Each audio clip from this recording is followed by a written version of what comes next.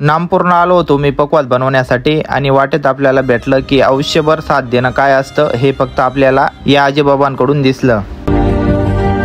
Ramakrishna Republic, स्वागत आहे तुमचं माझ्या नवीन ब्लॉग मध्ये। आज मी आपल्या विवेकला हाय करून निघालो होतो डायरेक्ट नामपूरच्या दिशेने, कारण तुम्हाला तर माहितीच आहे आपल्या पक्वादाची पुडी फुटली होती, त्याच्यामुळे आपल्याला बनवायला जायचं होतं नामपूरला। मी चाललोच होतो भाऊ, तेवढा मग आपले छोटा बकासूर निघिदा आडाई। मग काय भाऊ चाललो ना दना दना खन खन करतच।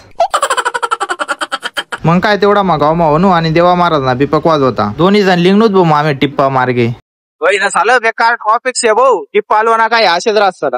मग काय भाऊ पोचक होतो आम्ही तेवढा मान ज्ञानाई पकवाज मेकर नामपूर, आणि मग काय भाऊ तेवढा मामले दखीन गोरख महाराज चटाडा भाऊ गॅस माल वाटणं म्हणता का छाष्टी त्या पकवाजने शाही सुकाडी राहतात। मग काय त्याचा पकवाज वगैरे टाकात, त्या म्हणे या म्हणे 20 दिवस नंतर, काही टेन्शन नाही म्हणता आम्ही 40 दिवस नंतर इसू। हा ते आम्ही जातो भाऊ घर, तोपर्यंत तुम्ही द्या भाऊ आपले फॉलो करी।